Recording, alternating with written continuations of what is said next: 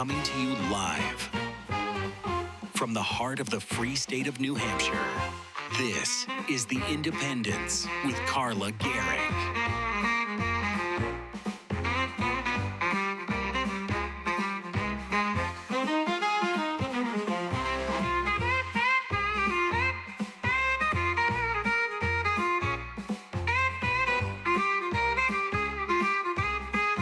And now, here's your host, Carla Gericke.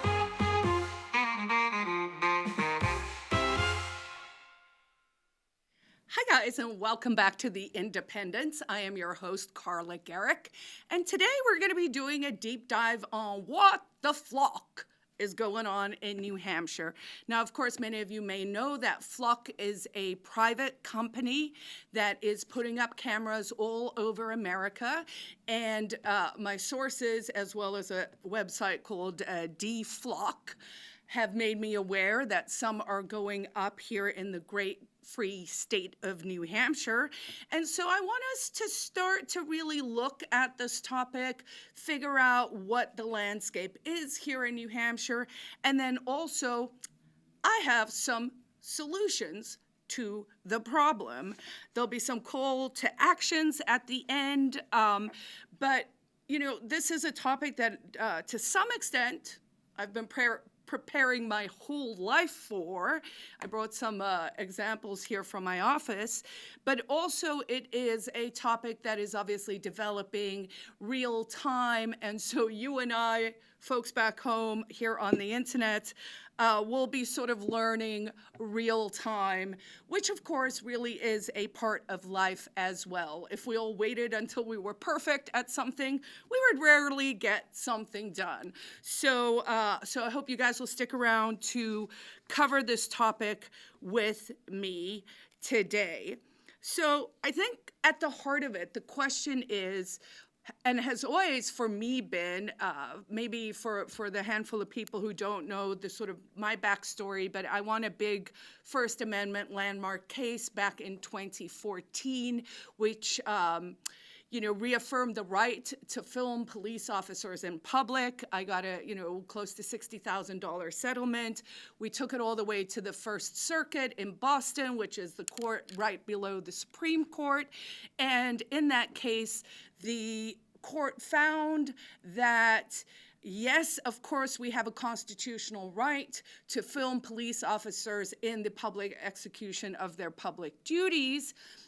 And if they take your camera or if they delete your footage, you actually have a claim against that department and that police officer personally, because the court found you do not have they do not have qualified immunity, meaning they're, state-owned get-out-of-jail-free card.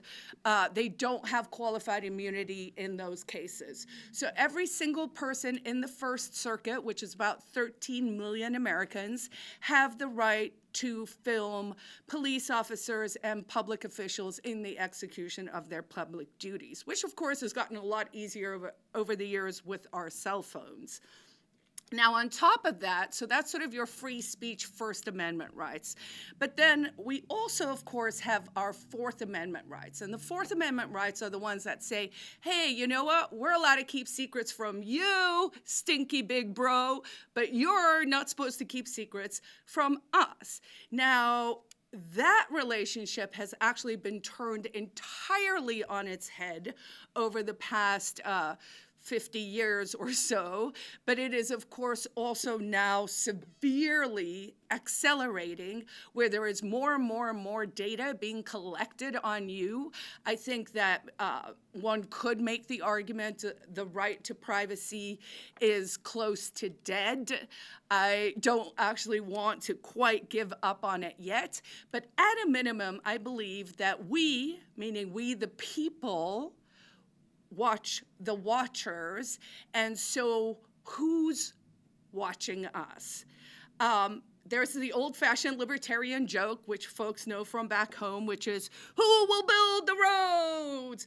And of course, that is the question that you will hear people on any side of statism, people who love Big Bro and just want some more of that, control and authoritarianism in their lives, the Fourth Amendment is supposed to stop them from surveilling us, but that is not what is happening anymore.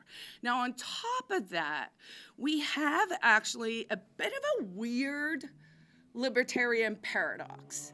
Now, I want you guys to sort of hang with me for this part, because it became very noticeable during COVID, where private companies and private businesses, let's say the Targets of the world, were enforcing mask mandates, right? And people would argue, oh, but they can do that. They're a private company. They can do what they want. And if you don't want to put on a mask to go to Target, don't shop there.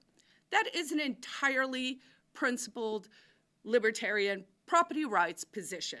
You're like, hey, I'm a property rights owner. This is my store. I can do what I want. And if you don't like it, you got to go somewhere else. Okay, cool. I agree.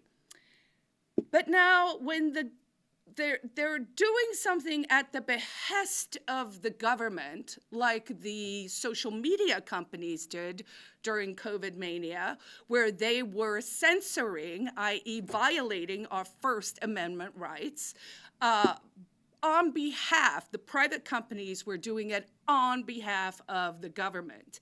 And when we start to see that collusion and that marrying between corporations and big brother, big government, so big tech, big pharma, big war, big agriculture, big sugar, big poison is really what this little pool is here.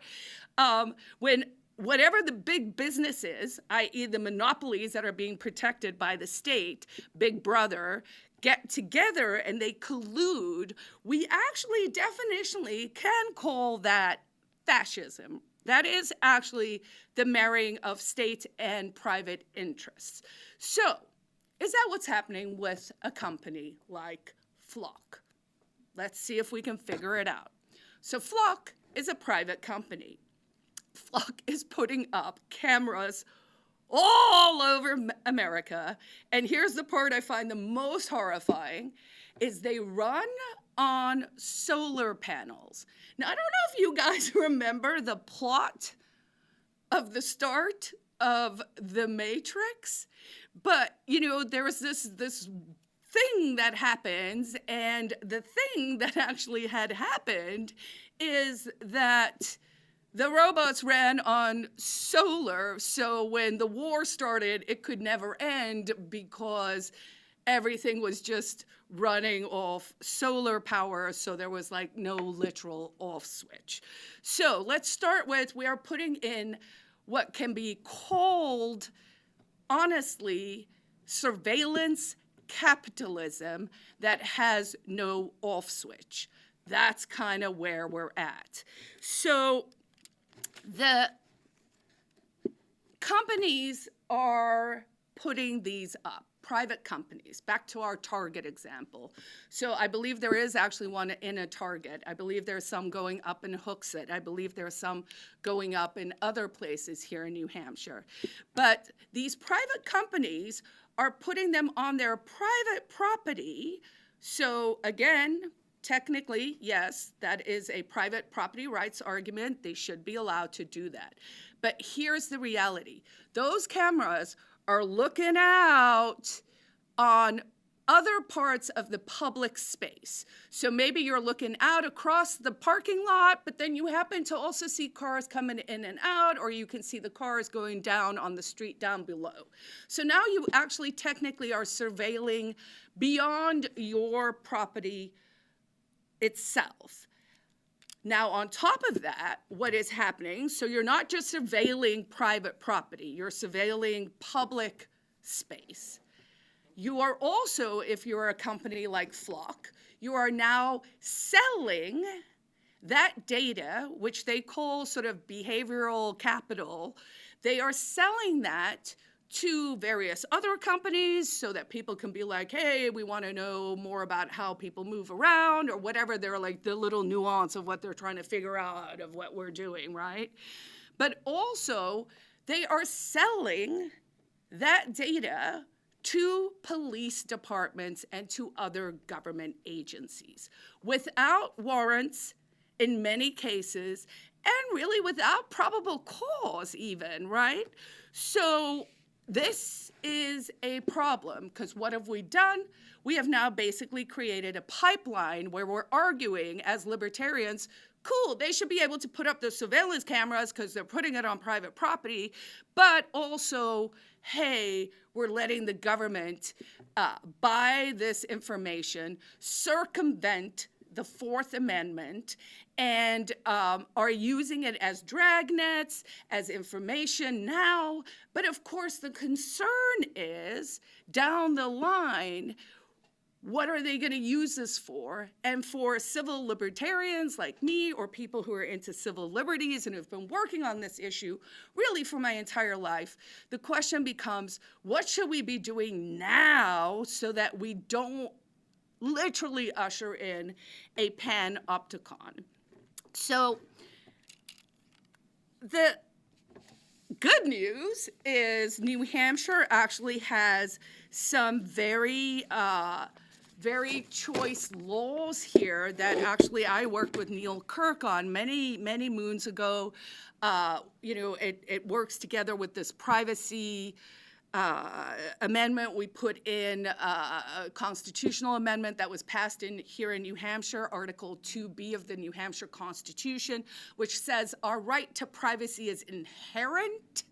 And I think we are going to have to rely on that together with these other laws that we have implemented over time, and that actually, to Kelly Ayotte's credit and to the Republicans up there at the State House, we actually were going to sunset this year, specifically the license plate readers, which is illegal in New Hampshire. License plate readers are illegal in New Hampshire. We are going to have to take that bill, which was supposed to sunset this year, which is now not going to sunset, thank you. And we need to take the constitutional amendment, plus that bill, plus some 91As, plus an appetite between all of us to decide, hey, this is not culturally the kind of place we want in the free states, and then we're going to have to deflock. And I can see how that one could become flocking hard to say. All right, so let me tell you guys about a little bit about what Flock is, right? So Flock isn't just safety tech. So this is the way they sell us, right? So they'll say to us, hey, we need to be able to surveil because, hey, we can catch child traffickers, we can catch missing persons, we can catch bad guys, we can catch robbers, and all of those things are true. The question becomes, how do we balance what could be good outcomes with things that could be very, very bad outcomes, meaning actually that we create a digital prison planet where your movements are constantly surveilled, and you start with surveillance, but the knock-on from that, of course, is control, and then it's control of your movements, which means you are no longer a free human. So the business model for Flock is that they rent their cameras for about $2,400 to $2,500 each per year. So they rent the machines out, and then they have this sort of software thing on top. It's a recurring revenue machine, and they're making about $300 million currently. Their customers are people like cops, HOAs, right? So you put in an HOA somewhere. You want to make sure, your properties are safe. I get it. Malls and businesses. The private property part, I don't have such a big concern about. The cops and government agents, big bro, buying all our data, that's the part I have a problem with. So currently they're scanning every plate. They're building searchable databases. They're enabling cross-jurisdictional queries. And then they say things like, oh, we don't actually sell the data. We just rent access to this all-seeing network, this all-seeing eye we're now creating, right? So it's a profit center that actually turns you and me and every one of us, every free human, every granite stater into the product itself. So they're currently doing 20 billion with a ba-ba-b scans every month. And so I think we should think about this in the terms that they themselves have used for their marketing.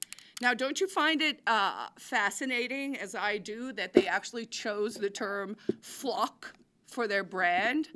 So flock, of course, is you have a flock of sheep, right? So in libertarian circles, and certainly in other circles, political circles, I'm sure some of you may have heard the term over time, sheeple. It is an uncharitable view of just the people who kind of go along with the flow and, you know, the people who kind of gave us COVID mania, right? So the flock of sheeple say bah, right? But we, the people, must say nah. And so I'm here to say nah to this flock model. Now, leaning into that idea of a flock a little bit is also the notion of the shepherd, right? So this is where they catch us. They create this sense where they're like, no, no, no, we're the good guys. We're just going to make sure everything's cool, right? We're just observing. We're the watchers. And then again, the question becomes, who watches the watchers? Because whoever is watching, it's like, okay, you know they're going to be implementing behavioral science. They're going to be like, hey, we actually want people to drive less, so we're going to do this and this. Now, you know how people drive because you've been watching that parking lot at Target for like 4 years, right? So someone's buying that data and then figuring things out. So the question becomes, what are they going to do with this data, and where are we heading with this? So we fully understand that we dislike government surveillance, right? So, and we understand why we have the warrants, why we have due process. And here in New Hampshire, the RSA that you should know about is 236-130, okay? And I have to be honest, I did not double check that number, so I hope it is right. But then we're like, okay, government surveillance, bad. But then we're like, no, private surveillance, it's voluntary. But I posit that this actually gives us the worst of both worlds, right? Because the private firms now record everything in public adjacent spaces without your consent. They commodify the data, your likeness, your image, and then they hand it over to the state without the constitutional limits that they would have had if the government had installed the cameras, right? So having flock on private property is a perfect workaround that is really, really, really good for Big Bro and his cronies, but it's not so good for us over here, the sheeple, right? And so that watcher, the shepherd, I want you to think about this little statement just a little bit. So I read this once and it really struck me and I haven't forgotten it. It said, the shepherd teaches the sheep to fear the wolf, but in the end, it is the shepherd who eats the flock. And it struck me because there is a very deep truth in that. So who in our scenario is the shepherd and what are their shears, right? So the shepherd, of course, is the private companies that are doing this, Big Brother who's colluding with them, and we should really be skeptical about this situation that's being put in. All right, so now I want to explain a principled way forward. So many of you know that I have been working on right-to-know issues for many, many moons. Right to Know is our RSA 91A here in New Hampshire. It is similar to the FOIA documents that we know, so the Freedom of Information on the federal level here in New Hampshire, we call it 91A, Right to Know, right? So over the years, I have used Right to Know to discover many things. I have also personally been involved in a lawsuit in 2019, not the one I started the show with, in the 2014 one. I was a petitioner together with the ACLU of New Hampshire back in 2019 to block the use of surveillance cameras downtown by the Manchester PD at City Hall. Now that one didn't actually end up really working out in our favor, but I don't know if Brendan's back there, but this is just kind of like, it tells you about the ACLU lawsuit. So we did, so the ACLU sued to block the use of the cameras downtown. The mayor wasn't having any of it, so my point just being, I've been working on this topic for a long time, and so I hope people will take seriously the recommendations that I came up with and this sort of, I think, pretty innovative and clever play. All right, so what is the principled way forward? So obviously the answer isn't to tell private companies that we're going to ban their cameras, right? So we have to respect private property. Private property is the solution to many, many problems. So what we have to address is like this out of control big bro part of this, right? So if you're in this paradox where we're fighting government cameras, but we're allowing the private cameras, and now we're allowing the government to get the data, my question is, what can we do to make sure someone is watching the watchers? So here's my solution. What if for every query put in by a state agency or law enforcement officer or police department, so every state-initiated query automatically, at the cost of Flock and every other company that is surveilling us, has to put whatever was asked for in a public ledger, a public, searchable, auditable, transparent, open database that anyone in public can search. So how does that solve for problems? That actually creates a real incentive for the government only to be doing real police work, because honestly, here's what we discovered. The first cases are all things of cops stalking their exes, lunatics like figuring out, the person they want to dox or SWAT. It's not really being used for a lot of serious police work. So if we did this, basically we would, it's the classic sunshine is the best disinfectant, right? So we wouldn't ban the technology or pretend private companies are saints, but we would force radical transparency on the back end where the real power and abuse happens. So basically, the idea is that every ALPR data platform, so anyone who's looking up license plate information or anyone who's surveilling anything, frankly, where the government has asked you for your camera stuff, all of that stuff has to be put in a searchable, auditable public database.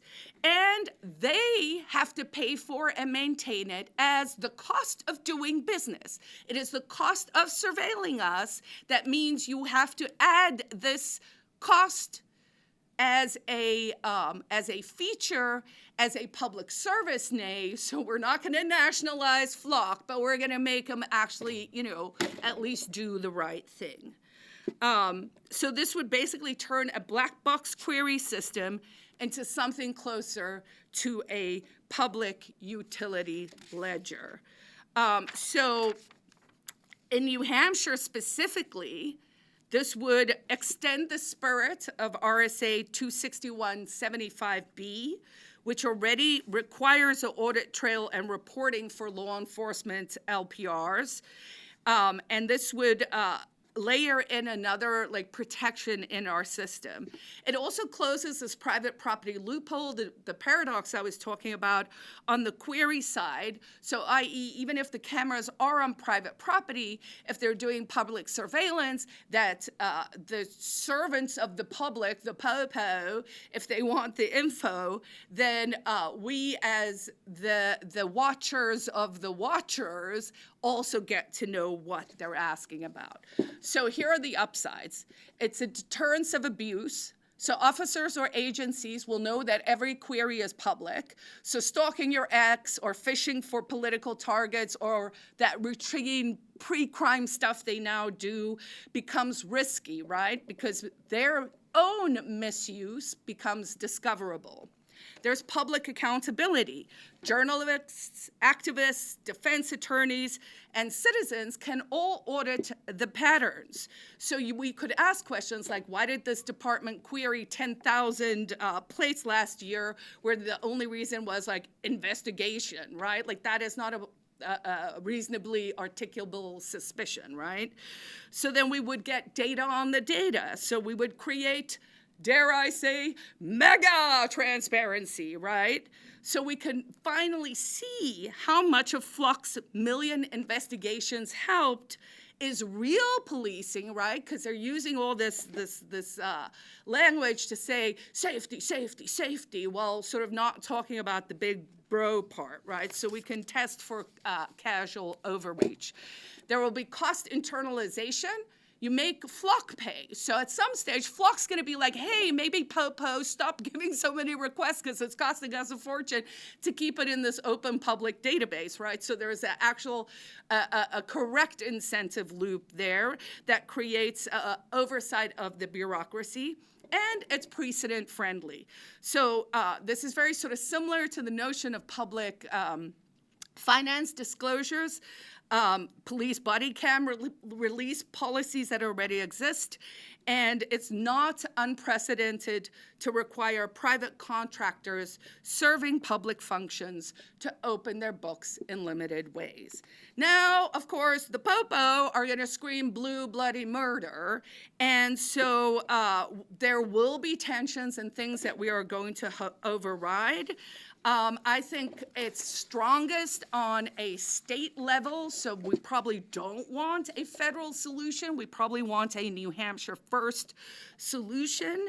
And in New Hampshire, this can actually work. And so what do we need to be doing? We need to start filing more 91A requests. We need to get a group of people together. Maybe this is the mission for this year, is to figure out how to ensure that if we are enabling private surveillance in the state of New Hampshire, that we as the citizens of this state and we as individuals and we as self-owned humans who own our own likeness and who have a right not to be constantly surveilled as some product, that we get a say in how this data and information is going to be used. So that is my story for today. I can't believe we've already run out of time. I have a lot more to say about this topic. Please follow me on all my socials. Carla Gericke.com is where I keep all my data. You can email me at carla@carlagericke.com as well. I am going to build a little army here in New Hampshire to make sure that we do this right according to what our needs and desires are and not that of some crazy Orwellian big brother. I wish everyone back home much love, peace, and understanding, and I will be back here again next week.